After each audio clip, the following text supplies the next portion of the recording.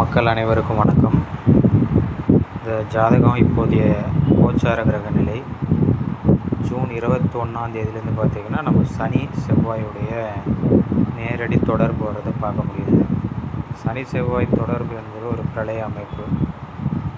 அந்த அமைப்பில் பார்த்திங்கன்னா நமக்கு ஒரு இயற்கை சீற்றங்கள், பேரிடர்கள், தீ விபத்து நடக்கிறது, அதாவது கூட்டமான மரணங்கள், அசாசினேஷன், அதே மாதிரி நாசகார வேலைகள் ஈடுபடுவது, சதி திட்டங்கள் தீட்டுவது, இது எல்லாமே நடக்கக்கூடிய நிகழ்வு எப்போதும் சனி செவ்வாயுடைய தொடர்பு ஏற்படும் போது தான் நடக்கும். இப்போ ஜூன் 21ஆம் தேதியிலேருந்து பார்த்திங்கன்னா நமக்கு அதுக்கான சமிக்ஞைகள்லாம் கிடைக்குது. இந்த செவ்வாய் இருக்கக்கூடிய ரிஷபராசி பார்த்திங்கன்னா எங்கெங்கே விடனா இந்த வடார்காடு மாவட்டங்கள்லாம் வரும்.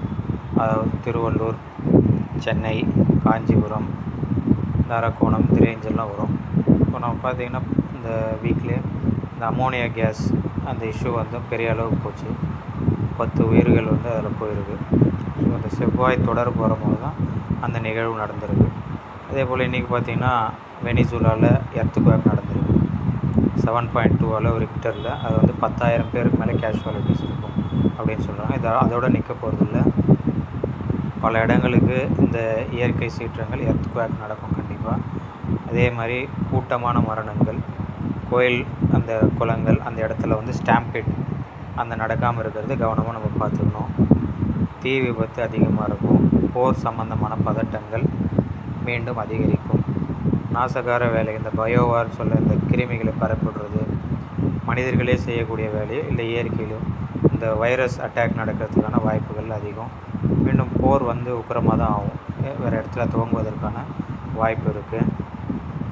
ஆயில், கேஸ், பெட்ரோல் இதுக்கான விலைகள்லாம் அதிகரிக்கலாம். இல்லை அதுக்கான டிமாண்ட் வரத்துக்கு வாய்ப்பு இருக்குது. இல்லை அந்த இடங்கள்லாம் அட்டாக் ஆகிறதுக்கான வாய்ப்பு இருக்குது. ஸோ இதெல்லாம் ஜூலை 15ஆம் தேதி வரையும் கடுமையான விளைவுகள் ஏற்படும். அதுக்கப்புறம் பார்த்திங்கன்னா ஜூலை எண்டு வரையுமே ஒரு 28ஆம் தேதி வரையுமே கொஞ்சம் ஜாக்கிரதையாக இருப்பது நல்லது. அதே மாதிரி பெரும் தலைவர்கள் அவர்களில் சதி திட்டங்கள் தீட்டி அவர்கள் ஆட்சியை கவிழ்ப்பதோ இல்லது அவர்களே இந்த அசாசினேஷன் சொல்லப்படக்கூடிய நிகழ்வு நடவதற்கான வாய்ப்புலாம் அதிகமாக இருக்குது. அதனால் பெருந்தலைவர்கள் தங்களுடைய உயிர்களை பாதுகாத்து கொள்வது மிகவும் நல்லது. எச்சரிக்கையான விஷயமாக தான் இருக்கணும். ஜூலை 15 வரைக்கும் அந்த எச்சரிக்கை அதிகமாக தான் இருக்குது.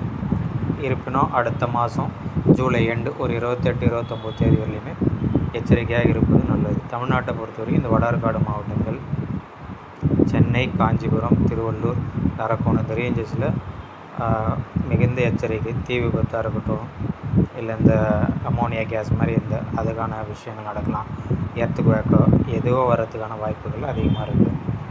ஸோ இந்த ரீஜியன்ஸ்லாம் கொஞ்சம் நியூஸில் பேர்கள்லாம் அடிபடும் கட்டாயமாக.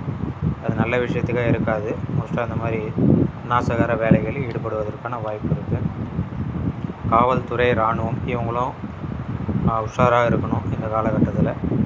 ஏன்னா அவங்களுக்கு பணிச்சுமை அதிகரிக்கும். அவங்களுக்கான வேலைகள் இப்போது அதிகமாக இருக்கும். நிச்சயமாக இந்த பாதுகாப்புத்துறை சம்மந்தப்பட்ட விஷயங்களும் மிகுந்த கவனத்தில் இருக்கணும். ஜூலை 15ஆம் தேதி வரலையும் இருக்கணும்.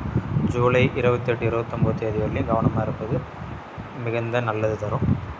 இது எப்படி போகுதுன்னு பார்க்கலாம். அடுத்த பதிவு நான் பண்ணுறேன். கமெண்ட் பண்ணுங்கள். வணக்கம்.